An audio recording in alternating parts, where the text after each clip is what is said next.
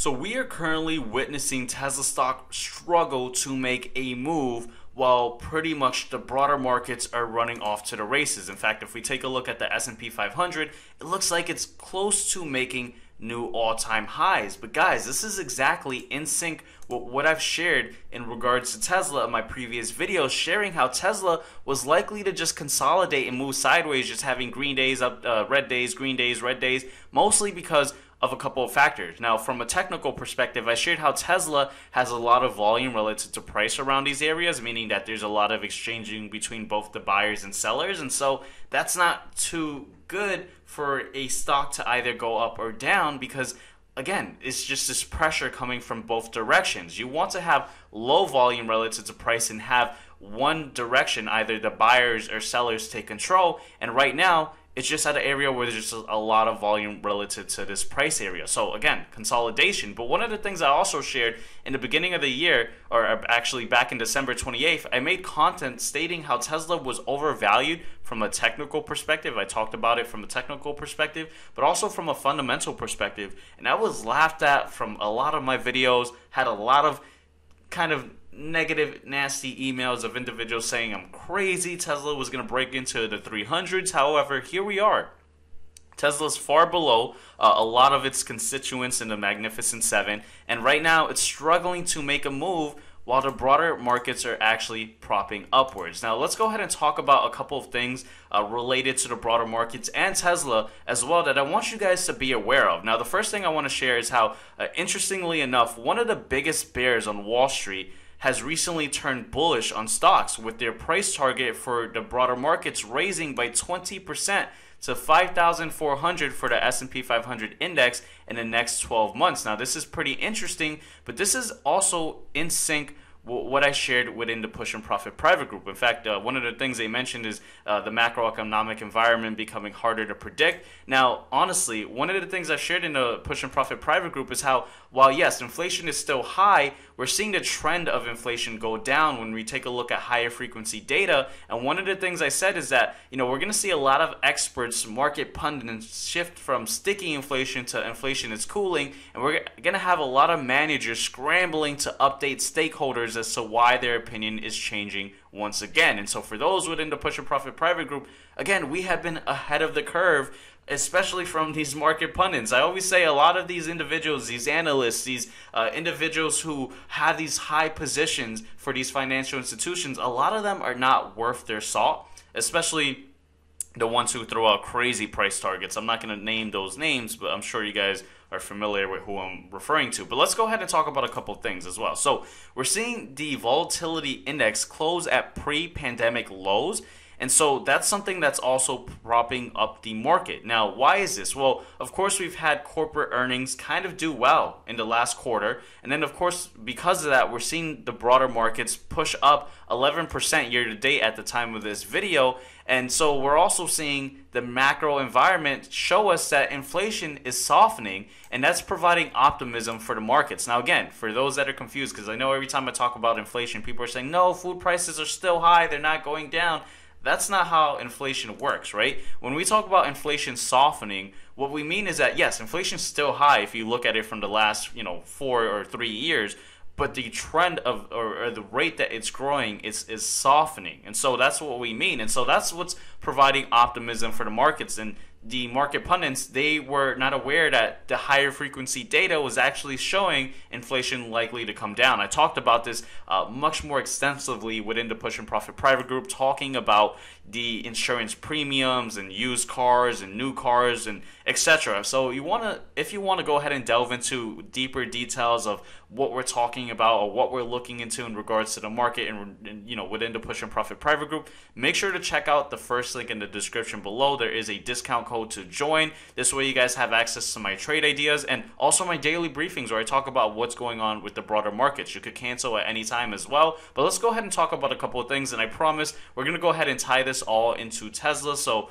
I encourage you guys to watch this video in its entirety. And so one of the other things I shared in the community post for YouTube is how from New York to London to Tokyo, if there's one similarity amongst the world's equity markets, it's this: record highs. And we have this nice little chart from Bloomberg just highlighting different regions of the globe where we're seeing the markets or different exchanges rally up. And so again, we're seeing a lot of optimism everywhere else. We see the SPY going up, we see the NASDAQ going up, but Tesla is not doing much. And so that's a bit concerning, and we'll go ahead and talk about one of the other factors into why I believe Tesla is not doing well. So let's go ahead and tune over. Now, recently we talked about how Tesla is really doing a strong job in trying to encourage shareholders to vote in the annual meeting, which includes the pay package for Elon Musk, as well as to reincorporate Tesla in Texas. And we've seen that they've been kind of doing a lot recently to kind of drive it up. In fact, they recently dropped this video right over here. Sawyer Mary just tweeted, Tesla released a new video encouraging shareholders to vote. We've seen Elon Musk do a bunch of retweets encouraging people to vote. And this is a very inspiring video, definitely a great video. Apparently it's not loading right now. I'll probably just link it in the description below. But one of the reasons why we see Tesla pretty much going very hard, as well as Elon Musk, to get this is because pretty much Elon Musk has threatened that if he does not get 25% stake in Tesla, that he will take away or kind of spin off the different segments of Tesla, like the robotics and the AI segments, into different companies. And so now the Tesla board, Tesla, Elon Musk, everyone's trying to scramble to have everyone vote. And one of the reasons why they're doing this, and we'll go ahead and show you another example of how hard they're doing this, because we see here from Fortune, Tesla, which never buys ads, which is not true anymore. Tesla has been recently buying ads within the last 12 months, but they're buying ads extensively to promote Elon Musk's record $52 billion pay deal days before the Scared Joe shareholder. And so to kind of put that into context, this is a company that it took years for it to even start pouring capital into ads, but they're doing this rapidly to go ahead and promote shareholders to vote. And so that's pretty interesting. That just shows you the tale or the story of how hard or what they're willing to do to try to get this package to go through. Now you may be wondering, well, why do they have to try so hard? Well, here we have Tesla's chair mentioned how they see challenges in getting shareholders to vote for Elon Musk's pay package. Now, regardless of where you stand, I made a video last week talking about this a bit further in details. Again, regardless whether you stand for voting for it or against it, it's really your decision. I'm not here to tell you whether you should or whether you're not. I'm just here to point out that we're seeing Tesla and the Tesla team, Elon Musk, everyone try to shove it down your throats to vote because they really need this. We're at a very concerning point for Tesla where if Tesla does not get this vote that they need to, have Elon Musk get that pay package, well, it's a big threat for Tesla. And one of the reasons, I want to go ahead and shift over to a fundamental perspective. I know a lot of retail investors and traders don't look at the fundamentals, but that's something we have to be mindful of. And when we look at the forward price to earning ratios, we see that Tesla is trading at high multiples in comparison to its constituents in not only, just the mega cap names like Nvidia, Microsoft, Apple, Meta. And so when something is trading, when a company is trading at these high multiples, it means either one of two things. Either one, it's overvalued from a fundamental perspective, or two, the shareholders are willing to pay these high multiple premiums because they expect that it's a bargain for what's to come in the future. And so if that's the case, that people are willing to pay these high prices fundamentally for Tesla simply because the future is going to be well, that's fine. But the problem is, well, what if it's not, right? Because we're paying these high premiums, or these investors, these shareholders, market participants, whatever you want to call it, they're paying these high premiums with the idea of robotics and AI. But if we see that Tesla may have challenges in getting Elon Musk to stay and it may spin off, well, that could be disastrous, especially if that's what the price that we're paying for Tesla is for those companies. And so if that does not happen, well, that's a huge concern. Now, do I think it's likely that Elon Musk is going to spin off robotics and the AI segments of Tesla into different companies? I don't think so. But again, at the end of the day, you really don't know. Elon Musk has been known to be a bit of a volatile individual where he kind of changes his tune from one day to the other. But that's just, again, not a personal attack on him. I like Elon in some regard, right? but just something I wanted to kind of bring out. Now, I know that retail investors, market participants, they don't pay attention a lot often to the fundamentals. Some of them, or a majority of them, kind of only look at the technicals, right? That's just kind of how retail works. They don't look at the balance sheets, the income statements. They don't do financial models like discounted cash flows. And that's not to say that, retail is just, of course, not looking at the other factors because they're, I'm trying to think of a better word to phrase this, but the reality is that they don't, right? That's the point. Most of them don't. And the reason why that's a huge dynamic to kind of consider in the idea of what's going on with Tesla is because when we take a look at institutional ownership, 44% of institutions hold Tesla. Now, this is pretty low, especially for a mega cap name. So this means about 56% of the ownership for Tesla is in retail. And again, if retail is not really paying attention to the fundamentals, they're just kind of, a lot of them, and again, I am considered retail as well, are just kind of basing their investment decisions based on what Elon Musk says. And we know that Elon Musk has been over-promising, especially if we look at the earnings call. I mean, if I were to do a video to clip out everything he said in the last few earnings calls over the last 5 years, you would see that he definitely over-delivers and over-promises. And that's definitely great, of course, to bring up the sentiment. But the problem is the numbers sometimes don't justify what he says. It has within the last, 5 years ago or 4 years ago, but in the last 4 years, it really hasn't. And so the point I'm trying to make is that Tesla is mostly held by retail versus when we look at the constituents in the Magnificent Seven, look at Meta. It's 76% institutional ownership, which means that retail holds less than 30%.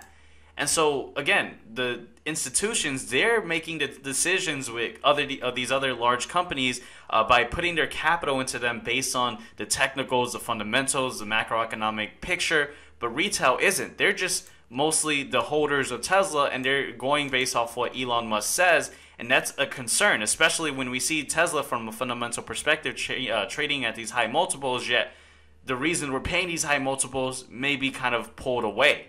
And so that's kind of the big concern. And so that's why we're seeing Tesla, in my opinion, move sideways, and we're seeing the broader markets push upwards. Now, just a quick fun fact, I'm just going to move away from just off tangent. One of the things I kind of want to share that maybe it's a bit nerdy to talk about, but I like trading the S&P 500 ticker symbol SPY, the ETF, but I don't invest in the S&P 500 SPY. I invest in VOO, which is the Vanguard version of the S&P 500. Essentially, it's the same thing, except SPY has much more liquidity, so it's better for trading. However, VOO, although it's a bit less liquid, has a lower expense ratio. And so just a quick fun fact, just because I want to point it out there. I know in my videos I'm often showing SPY, but if you're holding long-term, you may want to look into VOO because it's essentially the same thing with a lower expense ratio. But that's just me getting a bit nerdy talking about this. But the point is, the markets are pushing up. We've seen the markets pretty much push up since the beginning of the year, and I've been telling the individuals within the Push and Profit private group that all these dips that we've been having from these other inflationary data and these gauges that we've been getting have been temporary dips, and I talked about this being a great opportunity to buy more,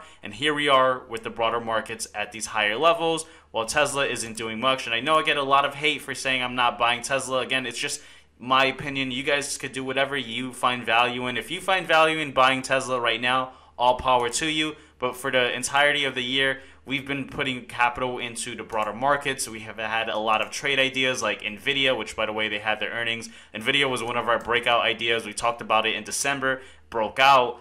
We talked about gold, which, again, I actually made it. This was a private idea that I shared within the Push and Profit private group that broke out massively. But I also did a public video just a couple of days ago when gold was at a lower level, and I talked about that gold was going to rally up, and here we are again seeing gold rallying up. Now, if you want to have access to my daily briefings where you have access to what trade ideas I'm highlighting and what are the things I'm seeing with the broader markets, make sure to check out that first link in the description below. But also let me know in the comment section what are your thoughts in regards to Tesla. But before you guys go, make sure to check out this video where I talk about gold so you don't miss out on the reason why we see gold rallying. Take care, guys.